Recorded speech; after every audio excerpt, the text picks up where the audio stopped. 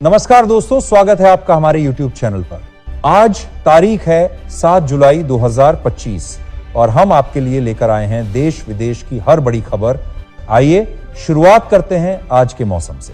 आज भारत के कई हिस्सों में मानसून सक्रिय है। चेन्नई में आज तापमान 37.8 डिग्री सेल्सियस तक पहुंचने की संभावना है। दिन भर गर्मी और उमस का असर बना रहेगा, लेकिन शाम होते होते 74% बारिश की संभावना भी जताई गई है। बेंगलुरु में आज भारी उमस और तेज तापमान के बीच 79% बारिश की संभावना है। शहर के कई हिस्सों में मध्यम से भारी बारिश हो सकती है।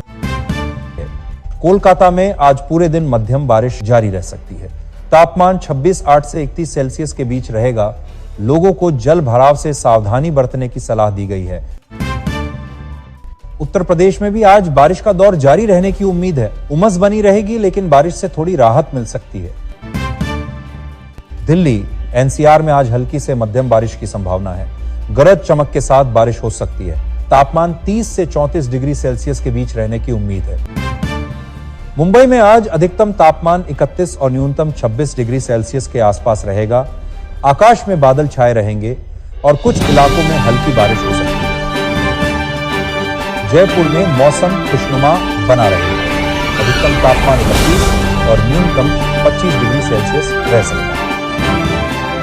कृषि क्षेत्र के लिए आज का दिन कई बड़ी घोषणाओं और पहलों से भरा रहा है।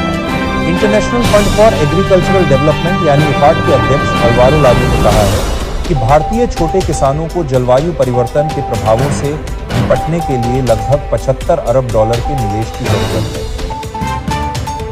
कोल्हापुर जिले में वन डे फॉर फार्मर नाम की एक अनोखी पहल शुरू की। इसमें जिला प्रशासन के अधिकारी खेतों में जाकर किसानों से मिलते हैं, उनकी समस्याएं सुनते हैं और सरकारी योजनाओं की जानकारी भी देते हैं। मैसूरू में वन विभाग ने 3.8 लाख पौधों के वृक्षारोपण अभियान की शुरुआत की। इनमें से 2.5 लाख पौधे किसानों और विभिन्न संगठनों को वितरित किए गए। महाराष्ट्र में प्याज किसानों की समस्याओं को लेकर सरकार ने सक्रिय हस्तक्षेप किया है।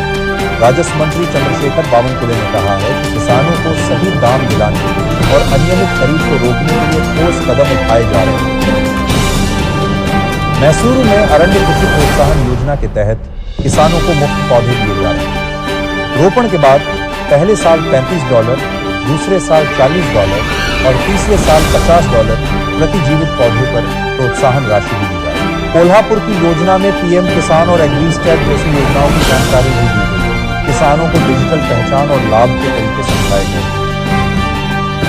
सार्वजनिक क्षेत्र के बैंकों में इस साल लगभग 50,000 नई नौकरियां आने वाली हैं। भारतीय स्टेट बैंक यानी एसबीआई इस भर्ती अभियान की अगुवाई करेगा और अकेले 20,000 लोगों को नियुक्त करने की योजना बना चुका है। पंजाब नेशनल बैंक यानी पीएनबी करीब 5,500 लोगों की भर्ती करेगा, जबकि सेंट्रल बैंक ऑफ इंडिया 4,000 नई नियुक्तियां करेगा।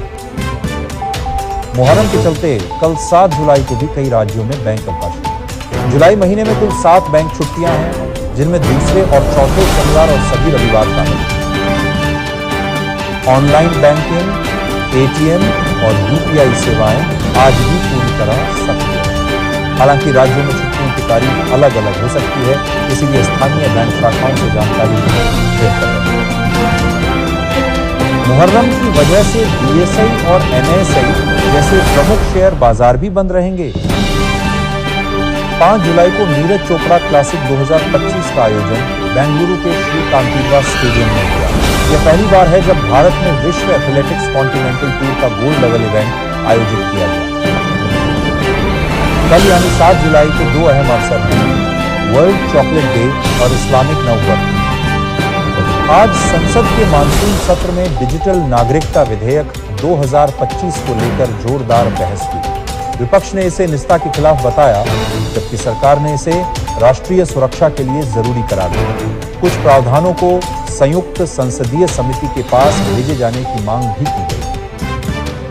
प्रधानमंत्री ने आज ग्राम स्वराज पैकेज की घोषणा की, जिसमें कृषि ऋण माफी, सिंचाई परियोजनाएं और ग्रामीण रोजगार की कई योजनाएं शामिल हैं। विपक्षी दलों ने चुनावी रणनीति को लेकर बंद दरवाजों के पीछे मुलाकात की। सीटों के बंटवारे पर चर्चा शुरू हो चुकी है। राज्यसभा में कृषि सुधारों पर गर्मागर्म बहस हुई। विपक्ष का कहना है कि सरकार किसानों की अनदेखी कर रही है, जबकि कृषि मंत्री ने दावा किया कि ये सुधार किसानों की आमदनी बढ़ाएंगे। गृह मंत्रालय द्वारा आयोजित मुख्यमंत्रियों की कॉन्फ्रेंस में आंतरिक सुरक्षा, साइबर क्राइम और नक्सलवाद जैसे मुद्दों पर चर्चा हुई। भारतीय जनता पार्टी ने आज एक प्रमुख राज्य में जन विश्वास यात्रा शुरू की ताकि आगामी विधानसभा चुनावों में समर्थन जुटाया जा सके। कांग्रेस पार्टी ने महंगाई और बेरोजगारी के मुद्दे पर एक हफ्ते के राष्ट्रव्यापी विरोध प्रदर्शन की घोषणा की। एक प्रमुख क्षेत्रीय दल ने एनडीए गठबंधन से अलग होने की धमकी दी है। उनका कहना है कि राज्य के हितों की उपेक्षा की जा रही है। राष्ट्रपति चुनाव को लेकर सभी दल रणनीति बनाने में जुटे हैं। क्रॉस वोटिंग रोकने और सही उम्मीदवार चुनने को लेकर बैठकें जारी। तो ये थी आज की खबरें। कल फिर मिलेंगे नई खबरों के साथ। धन्यवाद। जय हिंद।